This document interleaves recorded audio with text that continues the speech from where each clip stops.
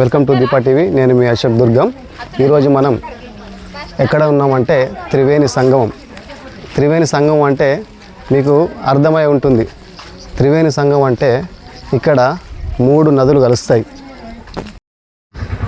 ఇక్కడ 3 నదులు అయితే కలుస్తాయి. ప్రాణహిత, గోదావరి, సరస్వతి. దీన్ని త్రివేణి సంగమం అంటారు. సో మనం కాళేశ్వరంలో ఉన్నాం. ఇప్పుడు చూడండి, నిండు కుండలాగా ఇండియా నుంచి కూడా చాలామంది భక్తులు ఇది ఒక అంటే మరో కాశీగా పిలువబడుతుంది కాళేశ్వరం. అందరూ కూడా ఇక్కడికి వచ్చి స్నానాలు ఆచరించి ఇక్కడ కాళేశ్వరంలో శివుని దర్శనం చేసుకుంటే పుణ్యం వస్తుందని చెప్పి చాలామంది కూడా గంగా స్నానం చేయడానికి ఇక్కడికి వస్తుంటారు కాళేశ్వరము.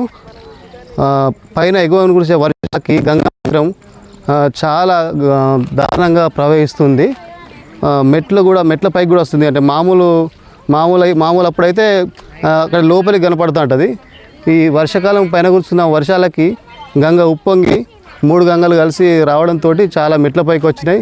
చూడండి ఎంత ఘోరంగా ప్రవహిస్తుందో కాళేశ్వరం గంగ. ఇక్కడ ఇంకో ప్రత్యేకత ఏంటంటే ఈ గంగా ఒడ్డున మత్స్య దేవత కొలువై ఉంటుంది.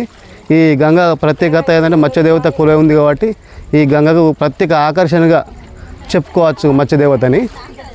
ఇక్కడ గంగ వచ్చిన వాళ్ళు మత్స్యదేవత దగ్గర కొబ్బరికాయ కొట్టి తర్వాత గంగలకు వచ్చి గంగాదేవత కూడా ఒక కొబ్బరికాయ కొట్టి స్నానం ఆచరిస్తూ అంటారు.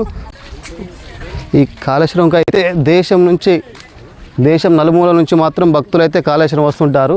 ఎందుకంటే కాశీకి పోలేని వారు కూడా, ఇది మరో కాశీ అంటారు కాబట్టి కాశీకి పోలేని వారు కూడా కాళేశ్వరం వచ్చి స్నానం చేసి ఇక్కడ మన ఆలయంలో శివునికి మొక్కులు తీర్చుకుంటే కాశీ పోయినట్టే అని ఫీల్ అవుతుంటారు భక్తులైతే.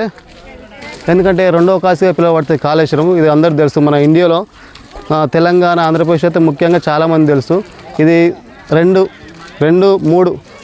మూడు సరిహద్దుల ప్రాంతం. ఇది ఛత్తీస్గఢ్ ఒకటి, తెలంగాణ ఒకటి, మహారాష్ట్ర ఒకటి, 3 రాష్ట్రాలు ఇక్కడ బార్డర్లు కలిసి ఉంటాయి. ఇక్కడ ఈ గంగకు 3 రాష్ట్రాల బార్డర్లు కలిసి ఉంటాయి కాబట్టి భక్తులు ఎక్కువ మొత్తాన మన స్థానాలు ఆచరించడం అంటే ఎవరైనా చనిపోయినా కానీ వాళ్ళ అస్థికలు కలపడానికి వచ్చి గంగా స్నానం చేసి అస్థికలు కలిపి పిండ ప్రదానం చేసి స్నానం చేసి దేవుని అయితే మొక్కుంటారు. ఇక్కడ ఈ 3 రాష్ట్రాల ప్రజలు, 3 రాష్ట్రాల ప్రజలే కాదు, భారతదేశం నుంచి చాలామంది కూడా ఆలయాన్ని వస్తుంటారు. కాశీకి పోలేని వారు కాళేశ్వరం వచ్చైనా స్నానం చేయాలనేది ఒకటి అనుకుంటారు.